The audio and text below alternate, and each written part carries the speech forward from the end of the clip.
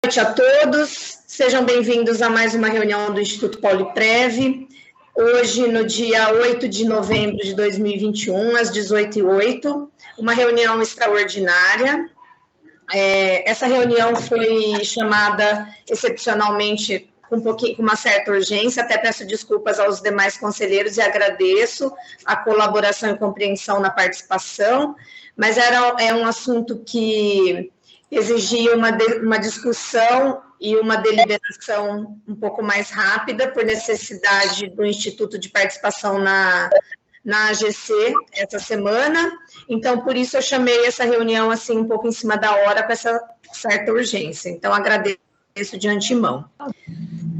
Na pauta de hoje, então, é uma pauta única, é a apresentação, análise e deliberação sobre o desinvestimento no Fundo Infrasetorial Saneamento, investido no ano de 2014 e desenquadrado da resolução do CMN 3922/2010, em atendimento ao ofício circular conjunto de número 4 de 2020 da CVM, da SIM e da CISPREV, com proposta de alienação-venda das cotas do fundo, de acordo com os materiais enviados previamente e com a garantia de ganho real sobre o investimento inicial, em conformidade com o estudo econômico-financeiro realizado pelo Comitê de Investimentos.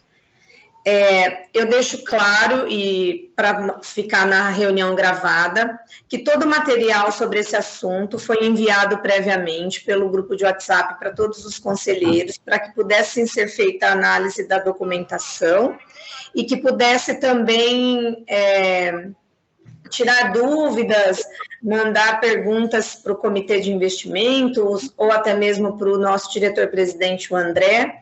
Informo também aos demais que o nosso diretor financeiro, Douglas, fez 2 videozinhos explicativos na sexta-feira para tentar auxiliar os conselheiros na tomada de decisão e para elucidar as dúvidas e em que situação está esse fundo e em que situação nós estamos, enquanto Instituto Pauliprev, nesse momento, diante da situação.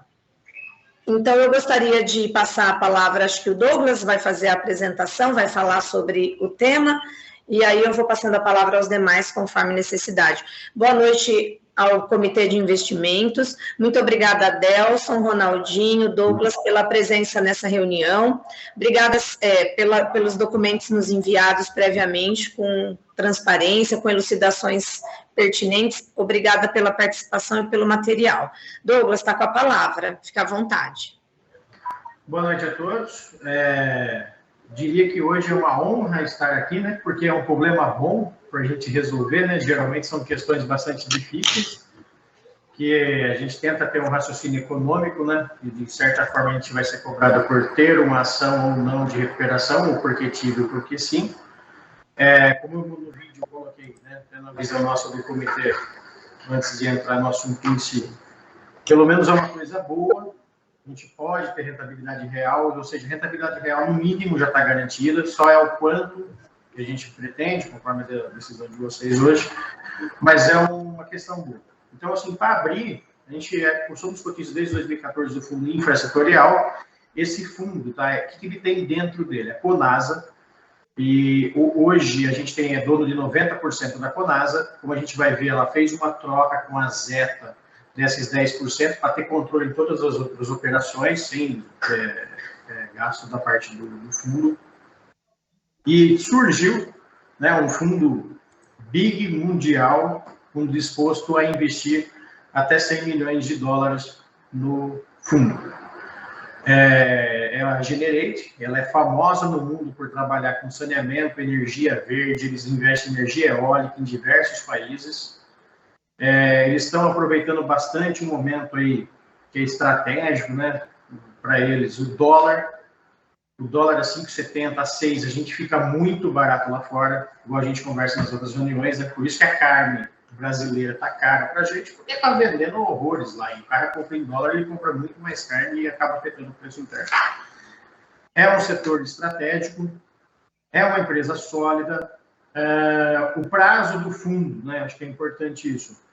Ele era 5 anos de investimento, tem 5 para desinvestir, vai fazer um ajuste, né? vai continuar os 10 anos, não vai expandir esses 10 anos, vai ficar 9 anos e meio de investimento e mais 6 meses para desinvestir. Isso termina ano que vem. Então, mais ou menos, até final do ano que vem, eu consigo até pegar a data precisa, ou a gente tem que ter uma decisão junto com o gestor hoje para tentar já gerar liquidez, ou ano que vem a gente tem também, se caso o fundo não seja prorrogado, tentar uma IPO, vender para investidor, como é o caso que está acontecendo, no caso que está aumentando a participação deles, ter alguma saída com os cotistas. Porque pela própria 3922, pela a nota técnica a carta conjunta, né, de agosto de 2020, a gente não consegue justificar uma extensão de prazo de um fundo em liquidação, estando as empresas, administradores, gestor, fora da lista. Então, a primeira atitude que o comitê tomou foi o quê? Vamos consultar as empresas da 3922, tudo com AR, tá, para a gente poder comprovar. Todo ano a gente faz isso, é uma postura que o comitê teve. Fica um elogio pela ideia. Então, convidamos as grandes empresas e eles não querem fundos desse tipo de fundo estressado, desse tipo de fundo desenquadrado, que isso é risco e margem. Então, assim, eventual ganho que eles possam ter com taxa de administração e gestão, eles não querem que isso pode arranhar a imagem de uma grande instituição administrando um fundo estressado. Então, é isso que a gente teve de retorno dessas empresas. Por isso que ele continua desenquadrado. O ideal seria que a gente enquadrasse e aí a gente poderia renovar o fundo, porque a empresa é sólida, como vocês viram na apresentação, toda a informação que a gente tem disponível, vários ativos, a gente conseguiu fazer visita técnica presencial, tá? Eles estão lá, eles existem, não é algo do papel, com o trabalho que o comitê fez, o próprio fundo, uma vez por ano, com exceção do último ano por causa da pandemia, faz visita física, para conhecer as unidades mais perto, em Santa Catarina, para a gente ver que de fato existe. E é uma impressão. Acho que, não sei se alguém mais do comitê quer acompanhar, acrescentar mais alguma coisa, como a gente vai poder ver. Fiquem à vontade, tá? Delcio, Ronaldo, se tiver alguma coisa que a gente acabei esquecendo de falar. É uma impressão, por isso que eu chamo de problema bom. O que acontece é que a Generate, né, que é internacional, ela vai entrar com 100 milhões, até 100 milhões de dólares, em duas parcelas, de 50 milhões de dólares. E a primeira parcela, os gestores pediram o quê? Eles queriam, basicamente, colocar os 500 milhões dentro do caixa da Conasa para disputar mais leilão, mais licitação, para expandir a Conasa e fazer ela passar de 1 bi. Ela já está quase 1 bi, quase 1 bi, até maior. Fica até mais musculatura para eventual venda de ações, ela já está com a documentação quase já em ordem. Ela fez uma pausa, né? Porque o mercado caiu, então aí você acaba fazendo formação de preço no mínimo, você não consegue ter a valorização que você quer. Então a estratégia, a gestora mudou a estratégia. Vamos voltar a conversar que a empresa tem muito mais a ganhar com esses 550 milhões de reais aproximadamente que faz a cotação. Aí o gestor colocou o quê? Olha, é interessante, a empresa ganha, o fundo ganha, os cotistas ganham, isso valoriza a empresa, valoriza o PL, a gente ganha. Mas aí seria interessante ter um pedaço desse valor para a gente gerar liquidez para os cotistas, porque eles são RPPS, é um fundo desenquadrado, eles têm que sair desse fundo, a gente tem que dar aí com valorização, não é a qualquer preço também. Então, ela autorizou que até 101 milhões e meio de reais fosse destinado à compra de cotas secundárias, são cotas que já estão em posse de cotistas, não é só a autorização da emissão de novas cotas para eles poderem entrar no fundo. As cotas os cotistas podem vender. E como é que funciona essa decisão? Eu já vou trabalhar mais um pouco nisso na Conasa, para a gente bater um papo, mostrar como é que ela está. A gente pode decidir, para vocês terem em mente, conforme a gente for conversando, para formar a decisão. A gente pode, não, a empresa tem tudo a ganhar, não quero vender, quero ficar com a cota, acho que vou ganhar mais. A gente pode vender até 14,43%, que é o percentual que esses 100 milhões acaba tendo no fundo, por daí que vem os 14%. Ou se porventura algum cotista desejar não querer vender, ela travou em 101 milhões. Ela pode comprar um pouco a mais, caso algum cotista não queira vender. Então, é essa a decisão. Aí, dentro da decisão do conselho, por exemplo, eu quero me abster. Tranquilo, que a gente, comitê, tem que responder para a empresa lá qual dessas 3 opções, tá? Então, tem sempre a opção de abstenção, fiquem à vontade quanto ao voto. A A gente só precisa definir se a gente tem interesse de vender ou não, e aí, na apresentação, eu até passo as considerações que o comitê levou. Mas, repetindo, como a oferta, pelo valor da cota, tem rentabilidade, inclusive rentabilidade real, a gente está diante de um problema bom, que a gente vai discutir um pouco agora a empresa, tá? Vou começar falando um pouquinho da Conasa. Foi a mesma apresentação que eu enviei para vocês, todos estão conseguindo enxergar? Se alguém puder só me falar que eu não consigo ver vocês mais. Sim, está na tela, Douglas. Show. Então, um pouco dessa operação, tá? Como é que vai fazer? A Conasa hoje, ela investe em saneamento, iluminação pública, rodovia. Quando a gente fala em rodovia, tá? Ela tem sob gestão pedágios, ela reforma a rodovia, como a gente vai ver, e recolhe os pedágios. Alguns investimentos a gente vê que o EBITDA está menor, porque se trata da fase de investimento, para depois começar a ter margem maior. O EBITDA, por exemplo, das rodovias, a gente vê que está 70% da operação, para ter uma ideia, tá? São 1.500 quilômetros de rodovia, tem de saneamento, mais de 800 mil habitantes atendidos. Então, é uma empresa em franca expansão, tem brigado por bastante leilão, contratos, uma das vantagens que a gente vai ver, né? São contratos de longo prazo, ela tem a desvantagem que é o setor público, e se ele falar que vai ficar 3 anos sem reajustar, a empresa tem que tocar o marketing 3 anos sem ajustar. Essa é uma das desvantagens que a gente vai para poder ver. Deixa eu ver. Aqui um pouquinho da histórico dela, né? Como é que ela foi a criação. O fundo comprou já a empresa, né? Quando ele começou a primeira, em 2011, 2012, salvo melhor juízo. E aí, trazendo um pouco, quando ele entrou em iluminação, quando ele entrou em rodovia, a parte de águas, tratamento de esgoto, sempre foi o forte dela, tá?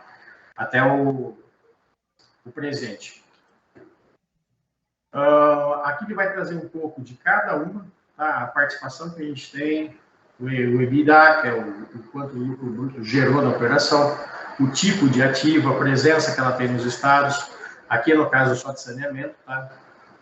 Então, ela controla a Conasa de Itapema, de Salto, de Maceió, Alagoas, João Meriti, no Rio de Janeiro. Ela está pré-operacional, por isso até a gente depois vai ver aquela questão dos ajustes positivos e negativos, é uma das condições à operacionalidade. E também a Conasa de Salto, tá?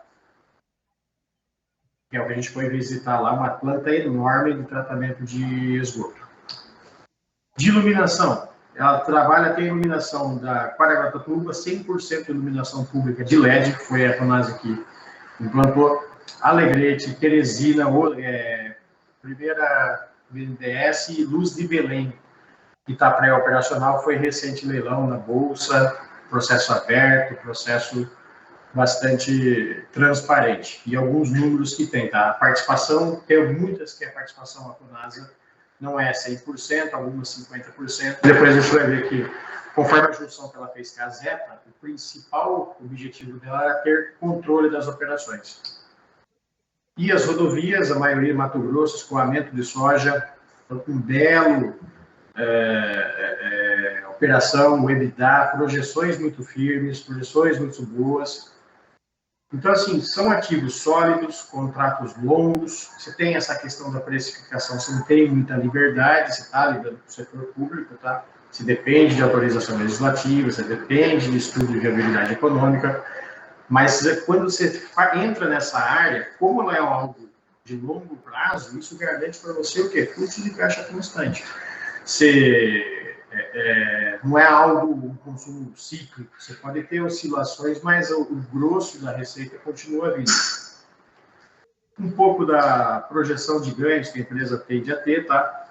Em 2020, ela teve, a Conasa em si, né, ela gerou de lucro bruto, vamos dizer assim, antes do juros e pós-amortizações, 71 milhões, em 2023, mais ou menos, o estimado é quase 500 milhões, só de EBITDA. São projeções. Alguns números, né, mostrando que a empresa tem solidez, então ela levanta debênture pelo Santander por grandes riscos de escala de crédito, né, da Moody's, da Fitch Ratings, financiamentos do BNDES, mostra um pouco aí como que a empresa é olhada e como que ela passa por diversas due diligence para poder ter esse tipo de operação, mostrando que é uma empresa bastante sólida com toda a informação que a gente está vendo, tá? Tanto que a Fitch, por exemplo, deu quase das maiores, a maior nota de risco, acho que tem, é a A3, a AAA, mas a Colas já conseguiu AA+. Águas de Ipanema, aqui ele traz um pouquinho da primeira concessão, alguns pontos, o quanto que ele tem a cobertura de esgoto, cobertura de água, mostrando a eficiência que a empresa tem, o EBITDA quanto maior, melhor, quanto a operação gera em si, além depois de custo de financiamento, tá? Você vê o quanto que a operação de fato gerou, em termos do faturamento. Aqui mais alguns números, né, para a gente ter uma ideia. Estou passando rapidamente, é só para ter uma ideia do ativo, tá? Caragá, que é lâmpada de LED, redução da energia. Você vê que ela atua em setores de vanguarda, vamos dizer assim, né? A rodovia, CAPEX do investimento que foi feito, quanto a gente tem mais ou menos reequilíbrio do contrato, 60% é comercial, não é privado, então você tem uma garantia de fluxo de receita. Mostrando um pouco a rodovia, né, como é que estava antes, como é que foi feito. Aí, como é uma das primeiras incorporações que foi feita esse ano, né? Ela teve o quê? O gestor olhou e chamou a Zeta. Por quê? A ideia era combinar negócios, acho que o próximo slide fica melhor para ver. Antes o fundo tinha 100% da Conasa e a U2S era 100% da Zeta. Só que nos ativos que tem em comum, você vê que praticamente ninguém tinha o controle. Então, qual foi a estratégia do gestor? A gente cede ações da companhia Conasa e, em troca, todos esses ativos a gente passa a ter controle. Então, por exemplo, você tinha lá as rodovias, a Conasa tinha 40%, os saneamentos 30%, agora a gente passou para 70%, 50%, 75% em alguns casos, como a Luz de Belém. Foi a primeira estratégia para gerar ganho de valor para a Conasa, e gerou ganho de valor para a Conasa, gera geração de valor profundo.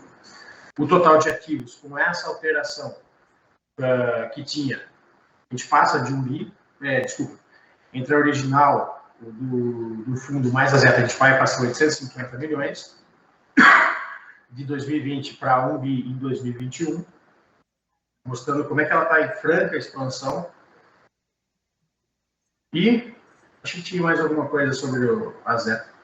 Aqui a estratégia para aumentar o controle e se aumenta a solidez, né?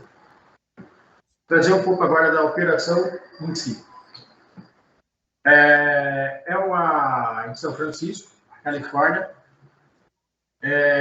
tem cerca de 16 bilhões em capital social, prazo de investimento é indeterminado, e além o foco deles é energia sustentável, mobilidade sustentável, água e esgoto sustentável. Ele tem, a gente pode até falar, né, um fundo, né, verde, vamos dizer assim.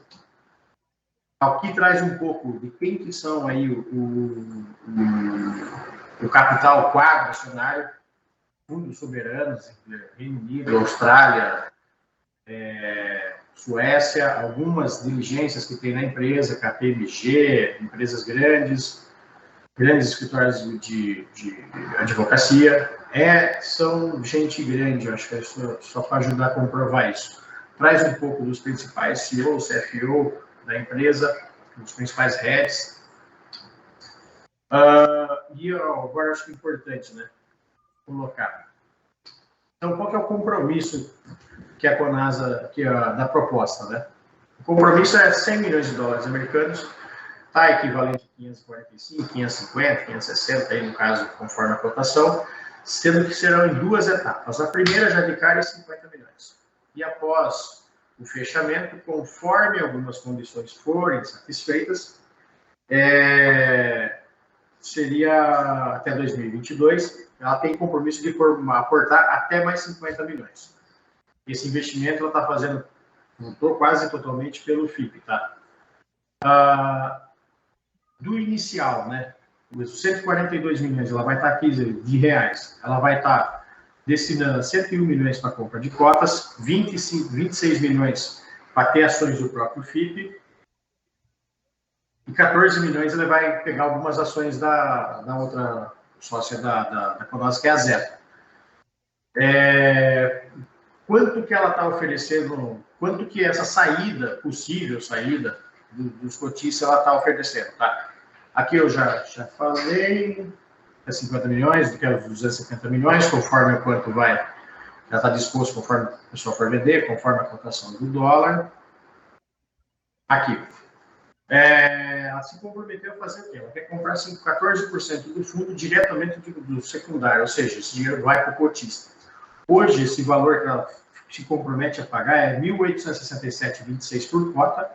Isso representa, sobre a cota de fechamento de outubro, um ganho de 16%.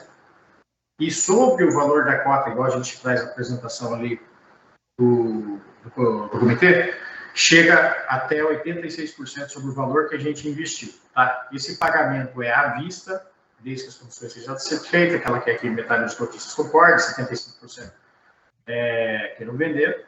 Tendo essas condições, o gestor acredita que até final de novembro seja um tempo hábil de conseguir já deixar esses recursos para o caixa dos cotistas. Tá? Ela fez um outro ajuste. Tá? Então, o que acontece? Como tem alguns ativos da Conasa que ainda não foi precificado, porque eles estão pré-operacional, o gestor acredita que tem tudo para acontecer até 2022, está contratado, é só questão de ser valor justo. Se porventura, tá, esses ativos entrarem conforme se espera, a gente já vai comentar um pouco de cada um, ela injeta mais 100 milhões direto no caixa da Conasa. Não vem para os cotistas, vai para a empresa e a contraparte disso que aumenta o valor da cota para a gente cotista. Caso ela não faça isso, ela reduz esses 100 milhões através de cota do fundo. Foi uma segurança que a empresa pediu para pôr, pela conversa do gestor, só para ficar justo, eu ganho mais 100, perco mais 100. Todos, quase certeza que a gente bate até 100, porque são ativos sólidos, como a gente vai ver. Mas o contrato tem essa possibilidade, e aí ela não devolveria esse recurso, tá? Ela pegaria em participação. Então, hoje, tá? Os cotistas estão 100% do fundo, a Generate não tem nada, ela não entrou no fundo ainda, a gente é dono de 90% da Conasa, ela está avaliada em 810 milhões, seja 729 milhões corresponde ao fundo. E a Zeta, naquela troca de participação para aumentar o controle da Conasa nos outros ativos, que tem 10%, são 81 milhões.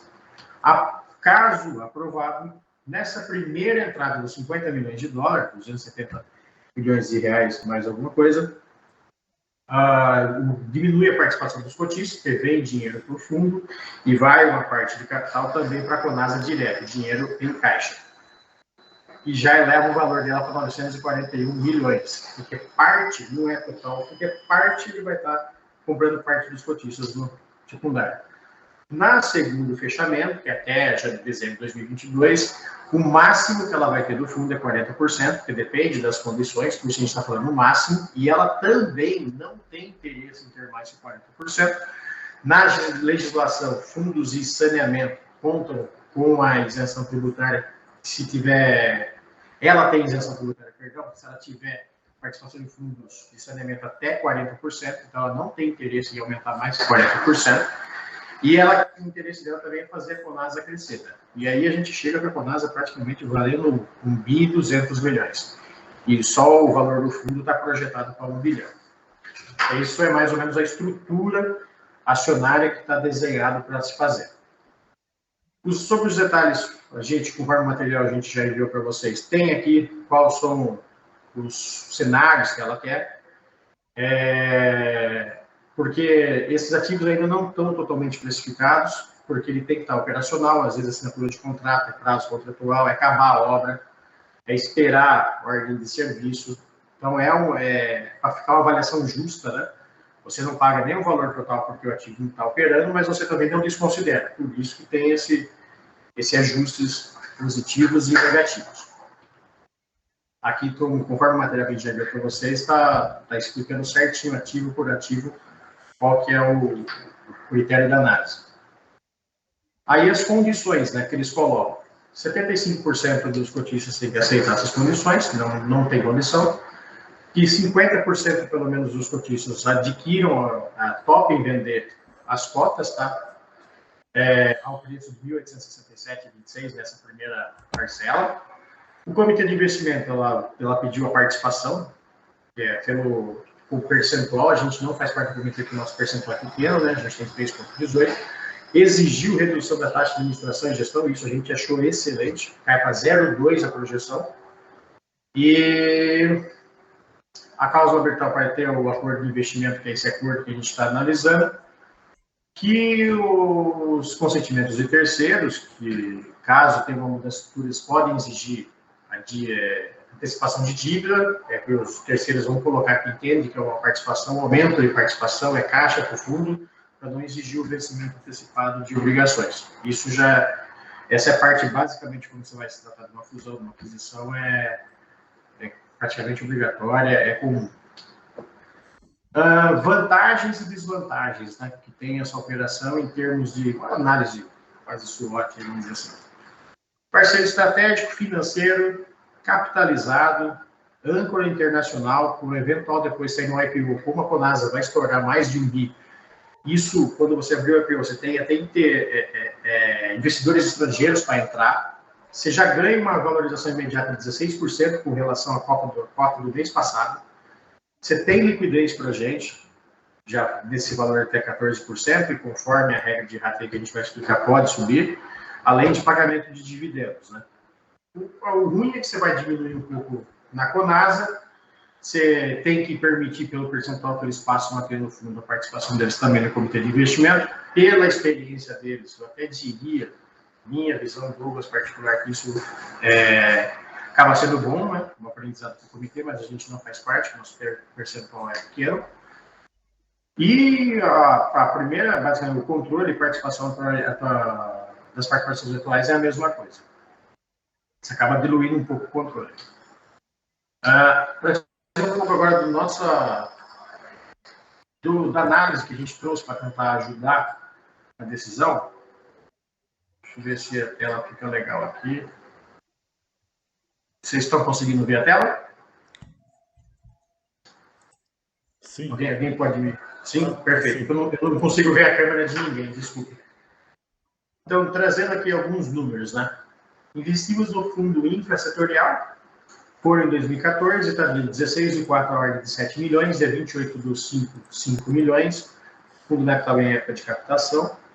O total foram 12 milhões investidos, compramos 12 mil cotas, o preço pago foi R$1.000 cada cota, totalizando os 12 milhões de reais. A oferta, né, ela autorizou que até 101 milhões e meio sejam para aquisição de cotas dos cotistas, para gerar liquidez. Ela gostaria de pôr esse caixa todo na Conasa, tá? Foi uma questão que o gestor pediu, que desse essa possibilidade, a gente não é obrigado a aceitar, foi uma possibilidade de geração de caixa. O valor atual da cota é 1.607, a gente, os 14,43, eu coloquei aquele tiozinho ali, só por causa do arredondamento, que o preço da cota é às vezes 6 casas decimais, tá? Depois, para não ficar, definir o valor exato, se tiver uma pequena divergência, não estranhar. Então, hoje, quanto a gente receberia, mais ou menos, ele acredita que, caso os cotistas aprovem, até final desse mês consiga ser um tempo bom e hábil para aprovar o pagamento. 3.233.000 a gente está colocando, tá? E continuaríamos com 10.268 cotas do fundo. Valor à vista, tá? Não é parcelado e já é de imediato, questão de alguns dias, no máximo um mês, para conseguir receber, segundo eles. Se tiver os ajustes positivos, a gente ganha esses 100 milhões que entram na caixa da Conasa fazendo uma projeção que a cota pode chegar até 2.211. Se tiver ajuste negativo, o acerto também vai ser por quantidade de cotas, a cota cai para 1.628,30. Trazendo um pouco, então, com essas informações, os cenários, tá? Então, na melhor das hipóteses, que a gente chama de valor máximo, a cota vai para 2.211, no valor médio, 1.867, e no valor mínimo, volta para 1.628. Lembrando que mesmo o valor mínimo já está um pouco superior ao atual. Neste caso, vamos lá, na posição total nossa, tá? Se vendermos e sem vendermos. Então, assim, se não vendermos, é o quadro em verde, a nossa posição vai para 26.536. Se não vendermos e acontecer o cenário médio, nossa posição vai para 22.407, ou, na pior das hipóteses, se não ocorrer seja negativo, nossa posição vai para 19.539. Agora, uma outra opção. A gente aceita vender, ou seja, a gente vai receber ali os 3.233 e permanece com a quantidade de cotas remanescentes no fundo até mais um ano e meio que a gente tem aí para sair do fundo. Nossa posição pode ir a 25.940.000, 22.407 no cenário médio, e no pior cenário, vamos chamar assim, é 19 milhões, 20 milhões, vou arredondar. E a gente faz ali um negócio de ganhos e perdas, para a gente ter uma noção bem ciente. Então, isso quer dizer que se de repente a gente não vender, tá, e tiver a valorização, se a gente vender, perdão, e tiver essa valorização máxima da Conasa, a gente está aí mais ou menos com a possibilidade de perda no máximo de 600 mil, só nesses termos, nesses valores que a gente está estimando. Se não tiver nem valorização nem desvalorização, a gente não deixa de ganhar e não deixa de perder. E no caso, se for ao contrário, tiver um cenário adverso e a Conasa acabar valendo o valor mínimo da cota, a gente deixou de perder 413 mil. Então, de imediato, se a gente pensar aí o líquido, a gente pode, aceitando perder 600 mil, ou a gente pode deixar de perder, ou seja, ganhar 413 mil com a operação. Isso é uma análise puramente da condição. Agora, o que a gente fez? Vamos pegar, mas tem um detalhe importante. O valor que vai e entra para os recursos do Instituto, eles vão ser aplicados. Então, se a gente pegar esses 3 milhões e aplicar em títulos públicos que estão pagando hoje taxa fixa, pelo menos só para referência, de 12% ao ano. Isso é só uma referência, está mais que 12%, está oscilando bastante, mas está mais de 12%. Só em um ano a gente consegue 388 mil. Em um ano e meio, 600 mil. Ou seja, a partir de um ano e meio aqui, a gente já consegue, desse um ano e meio aqui, a gente já consegue cobrir essa possibilidade de perda. E se a gente resolver esperar 2 anos, vamos supor que o prazo até o restante para efeito de investimento, a gente consegue 800 mil de rentabilidade, o que com certeza já consegue melhorar, zerar essa perda, se a gente vender agora, e a outra já é um ganho, que melhora o resultado ainda. Né? Então, se acontecer o pior, a gente ganhou os 400 mil vendendo agora e mais os 800 mil de rentabilidade, quase 1.200.000. Então, é isso que a gente quis dizer. Se porventura, a gente acredita que não, está em conversa com alguns cotistas que já estão tomando decisão, o pessoal está querendo vender, a gente conversou com grandes cotistas, questionando o que eles estão pensando, eles estão praticamente todos, não posso afirmar todos, mas o cenário é para que se aproveite essa janela. Se porventura, vamos supor, só os 51% decidem vender, a empresa ela travou em 100 milhões, 101 milhões a compra de cotas. Então, os outros 50% que não quis vender, ele vai poder comprar proporcionalmente os que desejaram vender, e conforme a sua proporção. Então, no melhor dos cenários, se a gente conseguisse, se for autorizado, conseguisse vender, já zerar essa participação, seriam 12 mil cotas, mas seriam 22 milhões em caixa. Acredito muito difícil de conseguir isso, porque tem vários cotistas, é uma liquidez interessante, conforme a gente vai comentar na análise do comitê.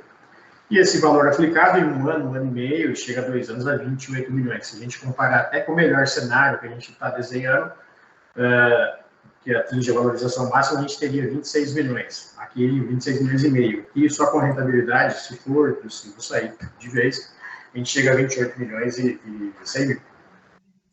Vou trazer um pouco agora da nossa opinião. Até desse quadro, alguém tem alguma dúvida para para fazer alguma coisa assim, eu posso passar? Pode passar, Douglas. As dúvidas... Lembrando, é o material que a gente já enviou, tá? Eu estou fazendo um bate-papo só para a gente ver se tiver alguma coisa para a gente bater o papo. Tá, no final, se alguém tiver dúvida, eu passo a palavra. Douglas, pode continuar. Obrigada. Nada, perfeito. O que a gente considerou?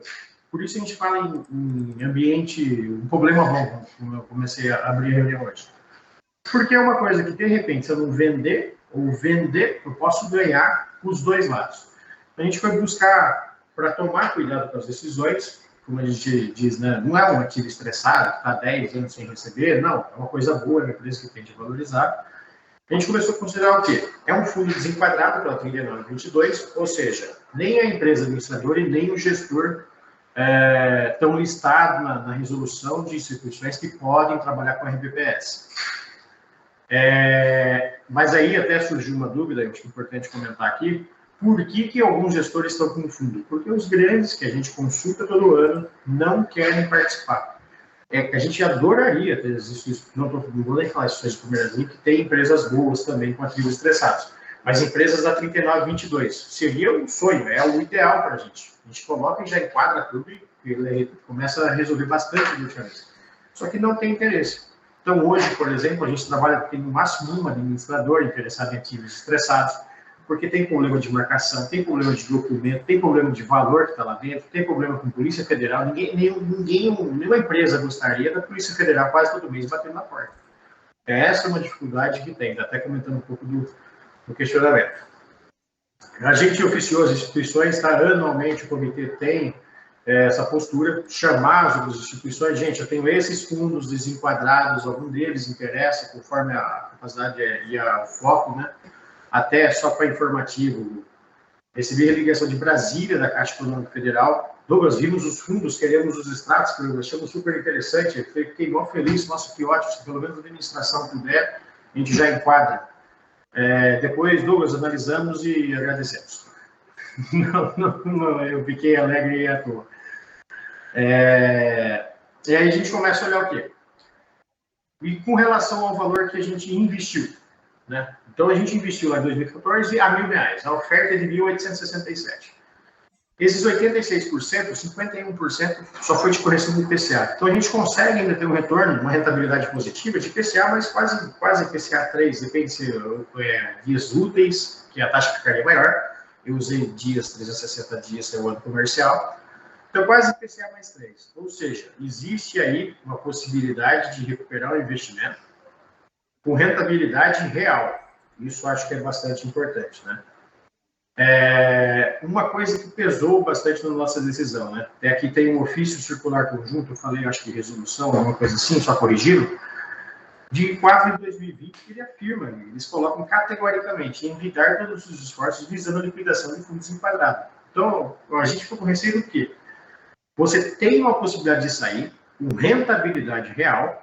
Isso é uma das coisas que mais embasou a nossa decisão do comitê, tá? Porque até então, se olhar a empresa, a gente não conseguiria opinar, porque pode ser que ganhe mais, é uma boa empresa, o ativo existe, pode ser que vale a pena, se vê que o prazo de encerramento do fundo está próximo. De repente, fica difícil, a gente, se não tivesse esse fator, a gente nem conseguiria ter uma posição clara. Com isso, a gente acaba formando, na opinião do comitê, uma posição clara. A gente pode ser cobrado depois, por quê? Você tem a possibilidade de sair com rentabilidade real, à vista, dinheiro em caixa, trazer uma bela empresa para esse fundo para depois ter uma liquidação, para você sair do fundo, né? Até com mais ganhos. Lembrando que vamos permanecer cotistas do fundo, tá? É só um pedaço que a gente está discutindo. Por que você não quis fazer? Que a gente vai ser questionado. Porque teve um raciocínio econômico? É a única coisa que a gente tem de racional. Você tem um raciocínio econômico? Aí beleza. Você tem alguns casos que a gente se embasa bastante no Tribunal de Contas para a gente saber onde vamos pisar. Tem até vídeos, a gente pode até compartilhar depois. O Saquista defende, um dos auditores que é o que mais bate o papo, né, com os RPPS, isso foi numa live ao vivo, ele até defende, se o ativo tem muita dificuldade, venda até o valor baixo do venda forçada. Você precisa fazer recursos, você tem uma justificativa, até assim está dando esse vídeo, né? Então, assim, a gente tem uma oportunidade boa. Não estamos tendo perda. Além de não ter perda, a gente está tendo um ganho real, acima da inflação sobre o valor investido. É um fundo desenquadrado. A portaria manda a gente envidar nossos esforços, a gente usa até o mesmo palavreado da própria conselho, tá? E depois a gente não pode, o pede alerta ao conselho para depois não sermos porque você teve a chance de sair e não sair. E, deixa eu ver, o valor que a gente tende a receber agora, 3.231.000, 233, conforme o dia da apresentação que eu fiz, eu tentei pegar o máximo mais próximo do valor da cota. Mas pode considerar 2.333. Peço só por eu colocar mais 2.000 ali, perdão, na hora de calcular a cota, aqueles errinhos de casa decimal. Se a gente aplicar esse valor, a gente viu que tem uma estimativa aí acima de 800 mil de rentabilidade. Ou seja, se de repente, Douglas, esses 3 milhões que a gente recebeu hoje, 3.200, me permitam arredondar, valeria 3.500, só em rentabilidade a gente consegue, ou seja, em 3.200, se essa participação que a gente está vendo de 14% for até 4 milhões, a gente está coberto pela rentabilidade, não deixou de ser um bom negócio. Além de ser o sentido público, uma sugestão, né? E com taxa de administração, sem taxa de administração do fundo. Então, assim, para finalizar, a gente acredita que é uma empresa boa, só que seria prudente, por se tratar de recursos públicos, seguir seu ofício circular que ele pede, tendo oportunidade de liquidação, e ainda mais, né, como a gente justifica não aceitar uma liquidação, dado que teve rentabilidade real.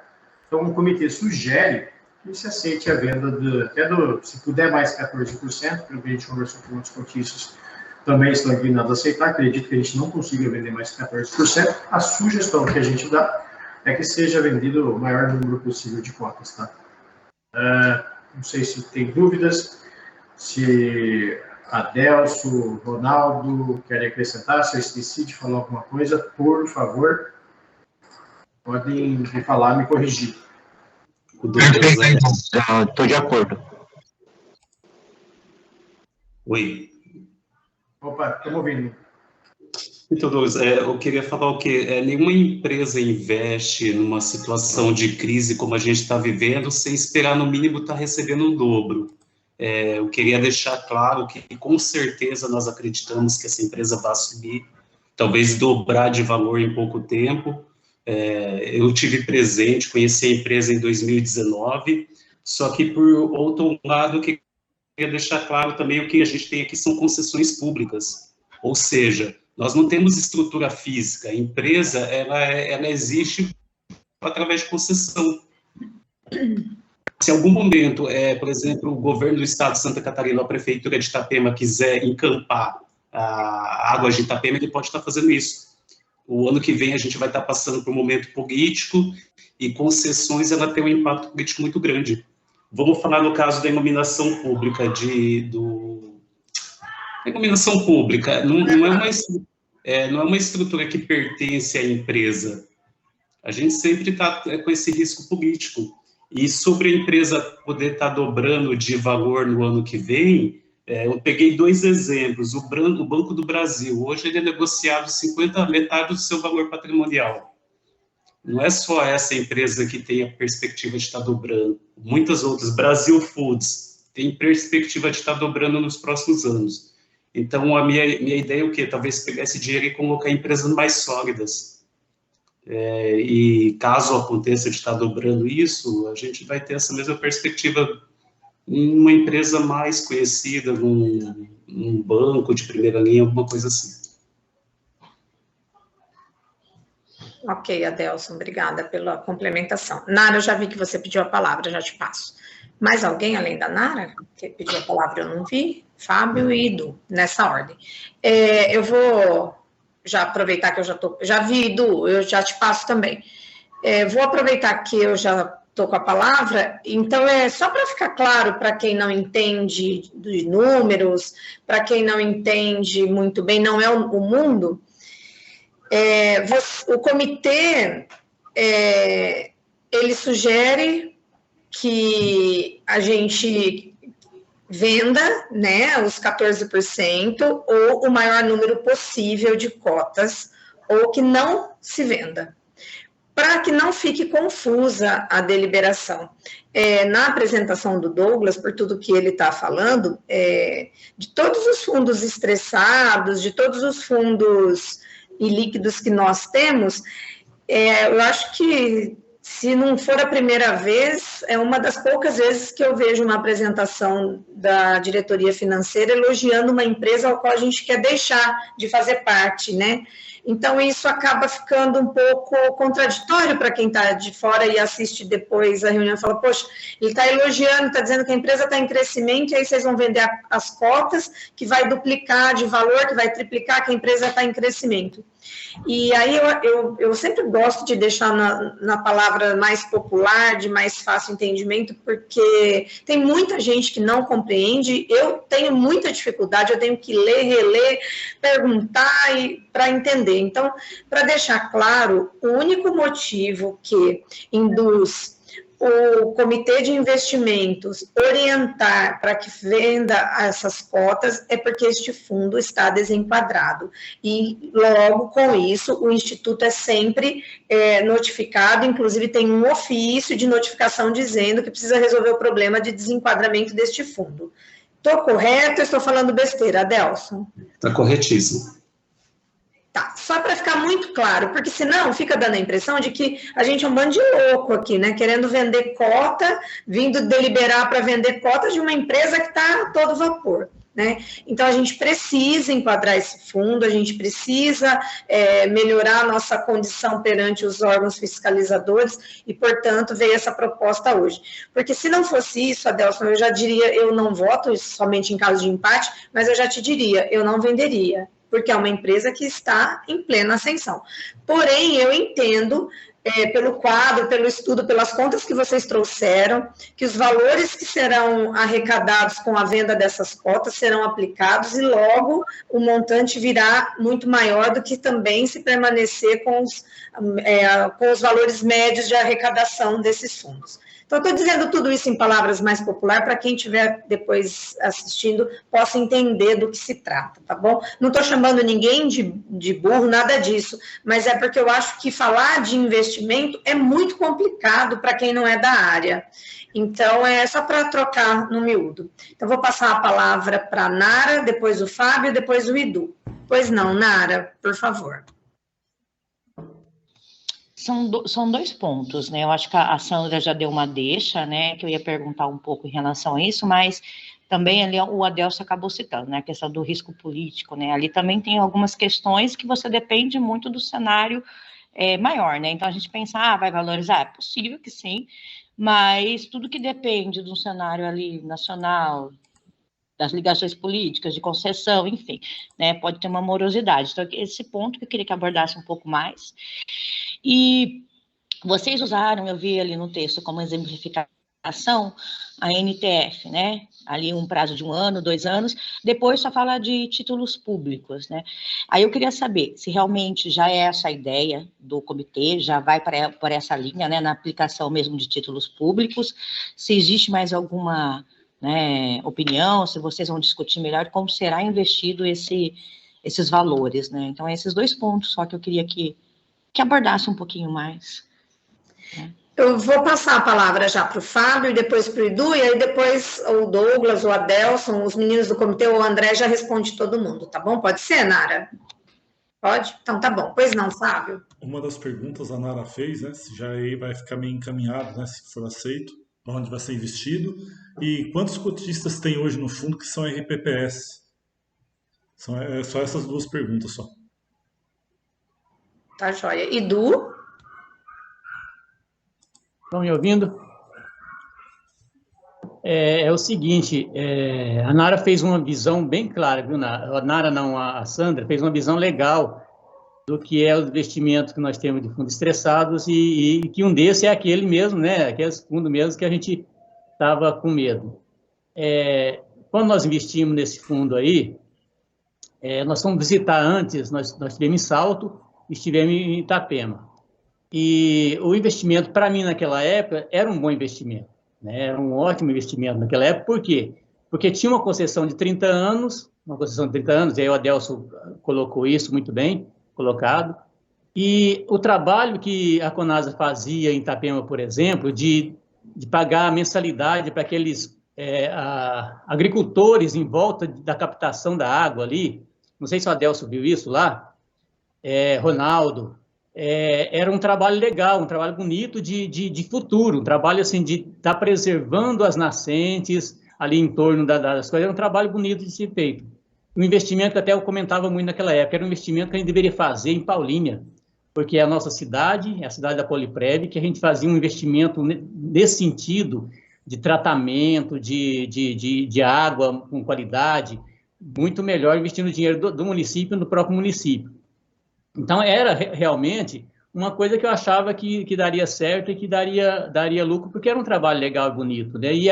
E as contas, ela vinha no nome no nome da Conasa para os clientes, não era repassado verba de prefeitura, não era repassado verba de lugar nenhum, era direto, o pagamento era direto no nome da Conasa, né? Então, por isso também a gente pesquisou bastante, a gente conversou bastante e foi ver as obras, ver os equipamentos, por exemplo, aí em Salto. Nós visitamos todo o tratamento lá em Itapema, e a gente investiu realmente sabendo que a gente estava investindo naquilo que a gente achava que era legal para fazer e que daria um lucro. Então, você, Sandra, colocou muito bem desse negócio de investimento, que é ruim, agora a gente quer tirar, mas eu sou no sentido de atender a opinião do Comitê de Investimento, né? A gente vai resgatar um pouco do dinheiro, tendo um lucro já, né?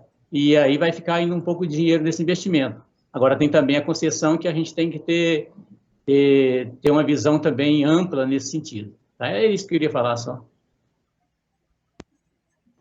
Ok, Edu, obrigada. Douglas ou Adelson, quem responde? Acho que posso tentar começar aqui, deixa o Adelson quiser complementar. Os títulos públicos, toda vez que a gente faz uma análise de uma proposta, compensa e não compensa aceitar, a gente sempre usa de referência o título público, porque ele é um ativo livre de risco, ele é o mais seguro, vamos dizer assim, se quebra o governo, né, quebra o país, quebra o Estado, né, ele é impressora de dinheiro do próprio governo, por isso a gente diz mercadologicamente que é livre de risco. Então, é uma opção líquida e certa. Não estamos dizendo, olha, esse dinheiro vai comprar título. Não, isso daí é uma posterior decisão, a gente sempre passa pelo conselho. É só uma referência correta. Porque imagina se eu fosse ao contrário, Nádia. Se eu investir em ações, eu ganharia 30%. Você fala, Douglas, o mercado está caindo esse ano. Então, pelo menos, título público é uma referência sólida para a gente dosar se vale a pena ou não tomar decisão. Toda vez que a gente vai fazer um fluxo de caixa descontado, para ter uma justificativa econômica, você faz esse desconto por uma taxa razoável para ver se você vai ter mais ou menos. É um raciocínio econômico. De fato, por exemplo, se a Conasa vai ter esse dobro de valores, o que vai acontecer com ela? Acaba até um pouco saindo das nossas mãos, porque o fundo já está indo em investimento. Então, mais ou menos, ou agora ou outro ano no máximo, que a gente vai precisar ter alguma solução de saída, entendeu? Mas a ideia de usar título público não é sugestão para já comprar título público, é uma referência de rentabilidade para a gente conseguir ter uma noção se é uma boa opção ou não. Com relação aos cotistas, são 11 cotistas. Você tem um fundo de cotistas pessoas físicas, que é o infrapatrimonial que chama. A gente tem fundações e são 7 RPPS desse fundo, tá? E acho que tanto na questão política, né, acho que eu pesaria aí uma situação que, por um lado, você tem um fluxo de caixa constante, isso todo mundo busca, né?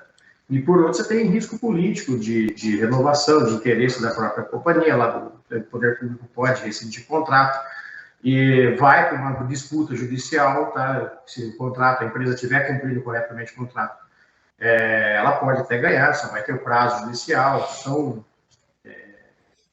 investimentos altos, estrutura pesada, sempre tem que ter o risco, né? A gente nunca pode falar que não tem risco, mas eu acho que eu entendo nessa parte. Eu não sei se os meninos querem, se eu conseguir responder boa parte, e se os meninos querem complementar mais alguma fala. Ok, Douglas. Adelson, quer complementar alguma coisa? Adelson. Seu microfone. O microfone.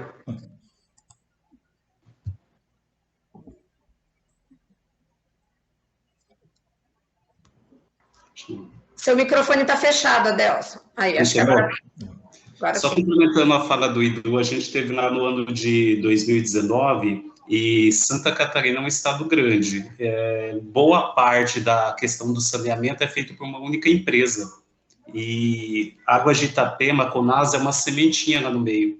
E sempre tem aquela questão da empresa maior estar forçando, influenciando politicamente para estar quebrando essa concessão. Esse é um risco que a gente corre, para você ter uma ideia. É claro que a empresa maior quer pegar o estado inteiro, não quer ficar com um concorrente no meio do sistema. É o que acontece lá. Só isso. Tá, joia, Adelson, obrigado. Mais alguém quer fazer alguma pergunta?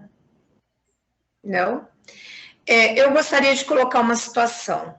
Eu acho que numa deliberação fica mais fácil quando você tem duas questões. A gente até falou disso no grupo hoje durante a tarde. Vende ou não vende? Claro que todo conselheiro tem o direito de se abster em dar o seu voto, não tenho segurança, eu vou me abster de votar. Mas eu gostaria de perguntar para o Comitê de Investimentos se a abstenção deles na AGC é uma hipótese, é uma coisa que eles querem levar. E como eles sugeriram na ata deles, no material enviado, para que eles definam melhor agora para a gente o que eles querem, o que vocês esperam que este conselho delibere. Vocês preferem que a gente primeiro delibere se vende ou não vende, e depois, se deliberar por vender, se ganhar a deliberação vender, aí eu delibero novamente, vende tudo ou vende 14%? Eu quero a opinião dos demais conselheiros e do comitê. Porque se eu abrir uma votação, vende ou não vende, ou vende tudo, vende metade, vai ficar muito bagunçado e de mais difícil chegar num resultado comum. Então, pensando aqui, eu acho melhor, e aí vocês, por favor, vejam o que vocês acham. A gente vota, vende ou não vende? E depois a gente vota de novo, se vende um percentual ou vende tudo? O que vocês acham ou como vocês querem fazer? Vou pedir a opinião de um por um, vou chamando só para organizar, de acordo com a minha ordem aqui na tela. Paulo. Eu acho que podia fazer em 2 etapas, sim, se vende ou não vende e qual a porcentagem. Tá, desculpa, tá ótimo. Eu vou pedir primeiro para o comitê se a Pauliprev se abster na AGC é uma opção. Senão, seriam 4 opções para votação. Comitê, vocês querem que a gente delibere isso também? Não, o que acontece? Eu acho que uma opinião minha aqui, agora pensando nesse assunto, seria importante, porque assim, eu aceito vender ou eu não aceito. Então, eu acho que assim, pode ter a abstenção no caso do voto do conselho, mas seria interessante a gente ter uma posição do conselho, sim ou não, porque nesse caso, no voto, a gente não tem, se eu quero vender ou não faz sentido a abstenção. Tá. Você entendeu? Então, a gente vai dizer assim, ó... Essa dúvida surgiu hoje à tarde. Não, então, eu acredito assim... O comitê vai se abster na AGC, e aí a gente não pode deliberar sem colocar isso em deliberação, né? Por isso que eu estou perguntando. Entendi. Não, por exemplo, a gente pode abster se a gente não quiser aceitar esse fundo. A gente não quiser esses 500 milhões de reais, entendeu? Olha, esquece, não quero vender minha cota e não quero que esse fundo entre. Isso a gente pode. Agora, na questão, porque se a gente não quer vender, já entra, basicamente... o que a gente está decidindo aqui hoje é quero ou não quero. Não quero. Ok. Entendeu? A gente acho que assim, dentro de vocês, de repente, né? Sou em 9, olha, Douglas, 3 abstenção, 6 aprovou, um exemplo, só para a gente ter uma ideia. Perfeito, a gente consegue ter voto lá. Não, a gente vota que vocês têm que abster. A gente não tem essa opção, porque a gente tem que responder se a gente quer vender ou se a gente não quer vender. E se for vender, qual pedaço que aceita vender? É que surgiu essa dúvida hoje à tarde, aí para deixar muito claro as coisas, eu prefiro perguntar, tá bom? Edu, você ergueu a mão? Pois não, Edu. Sandra, eu acho o seguinte, eu não tive tempo de ver as discussões no WhatsApp, porque eu estava trabalhando e saí de lá para vir para a reunião. E eu não dá para parar à tarde de trabalhar. Então, é o seguinte, esse negócio de abster... Em qualquer reunião, abster é uma questão pessoal. Não é uma questão de queira ou não queira. Não, você não entendeu. A minha pergunta não era essa. O conselheiro tem o direito de se abster, não tem problema nenhum, não é isso que eu estou falando. A dúvida que surgiu durante a tarde é se o Instituto, na AGC, deveria se abster de votar se vende ou não vende. E é por isso que eu estou perguntando. Agora, o conselheiro tem total liberdade de votar como ele quiser, pelo amor de Deus, não é isso. São duas coisas diferentes. Então, por isso que eu estou perguntando para o Douglas, tá bom? E a outra coisa é o seguinte, eu não sei se ficou claro para mim, o som do Douglas está muito ruim. Está entendendo pouco, tá, hora que sai, abaixa muito, tem hora que ergue, e para mim estou entendendo muito ruim. Agora, para mim eu entendi que não é tudo vender tudo ou não vender, né? Ou vender aquela cota, é vender só os 14%, e se a empresa, se não. Ninguém que mais quiser comprar, tem um limite, não é isso? Tem um limite, mas o comitê colocou lá que aí eles podem vender o máximo que puder. Tem 3 opções lá no material enviado: vender 14%, não vender ou vender tudo o que possível. Está até frisado em amarelo no material que eles mandaram, Edu. Então, tem essa opção, sim. E é importante destacar... Muito claro, para não haver nenhum voto contraditório ou indeciso ou qualquer coisa assim, tá bom? Acho que é importante destacar também, Sandra, que é 14% dos 3% que a gente tem, tá? Dos 3,18%. Não é que a gente está vendendo 14% do fundo. Não, é dos 3 que a gente tem. Sim, claro. A Eliette pediu a palavra, Eliette. Sua mão está levantada? Pois não. 14, não, deixa eu terminar. Na verdade...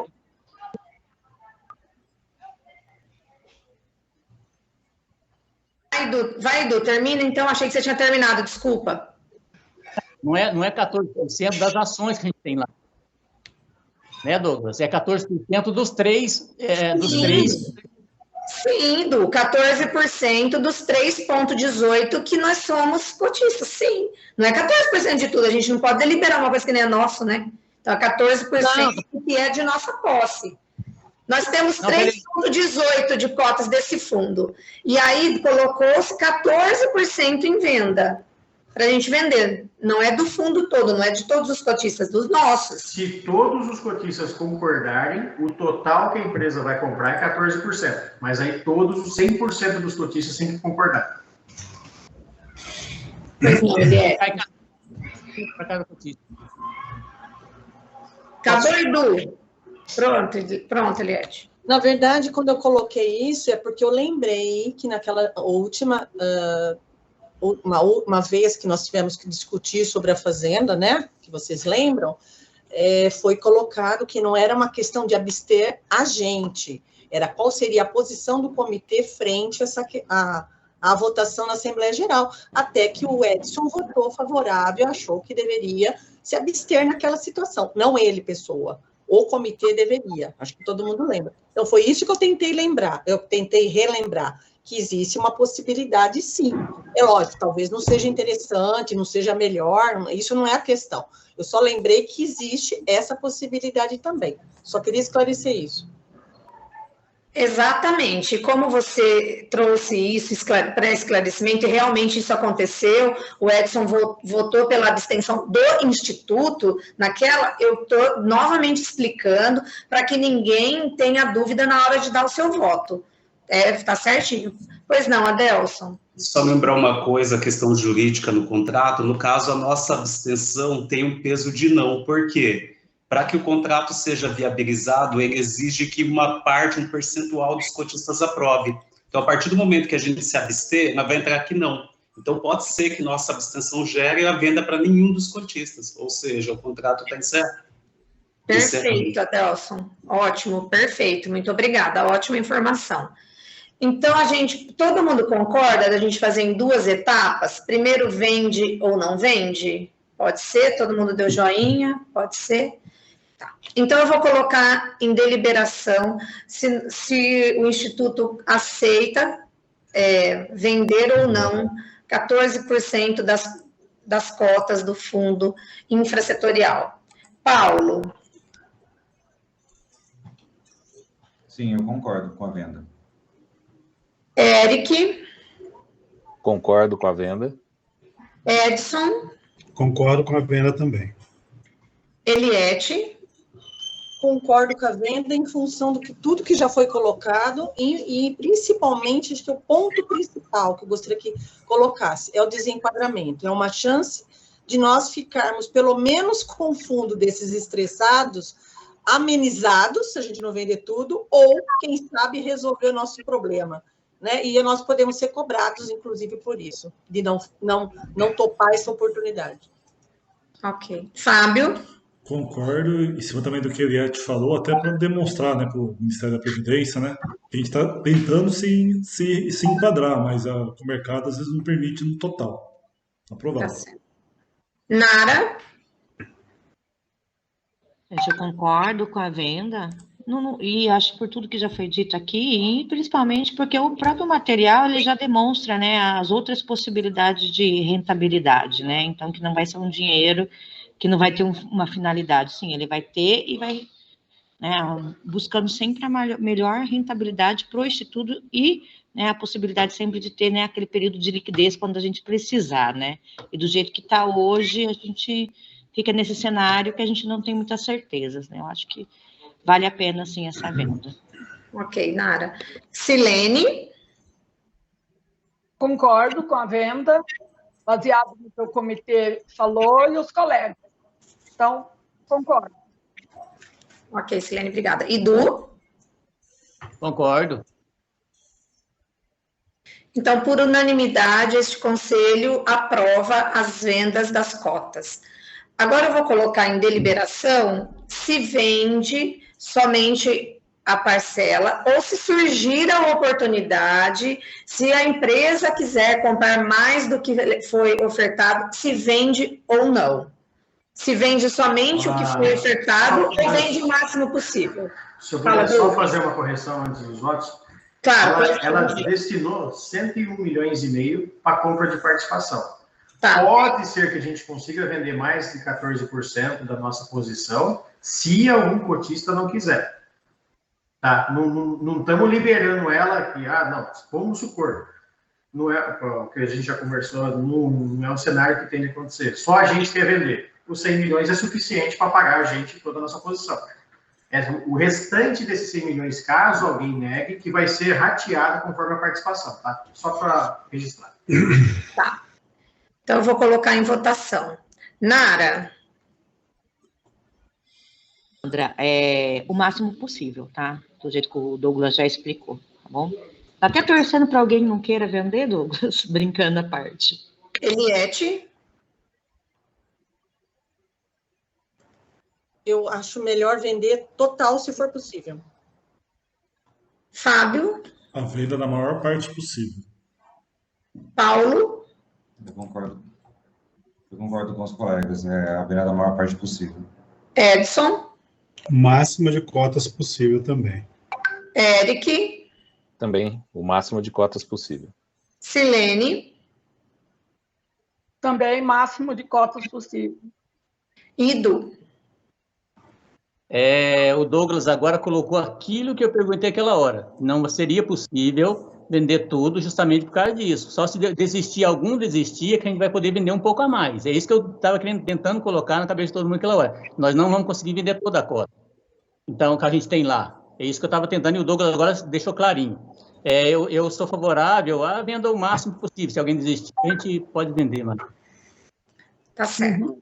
Então, por unanimidade, este conselho aprova a venda das cotas no maior número possível. Certo?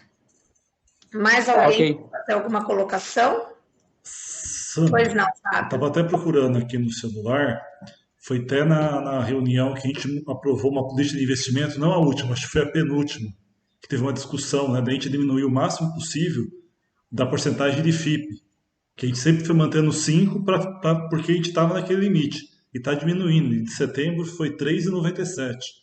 Se der certo essa venda, na próxima política também, né, dá para a gente reduzir mais isso daí, e aumentar para outros tipos de investimentos. É só isso. Não sei se concordam, né? Ok. Então é isso, pessoal. Obrigada pela presença de todos. Obrigada pela compreensão, pela participação. Obrigada, Comitê de Investimentos, pelo trabalho desempenhado e pela presença na reunião. Parabéns mais uma vez. Boa noite a todos. Tenham todos uma boa semana. Boa noite para vocês. Boa noite.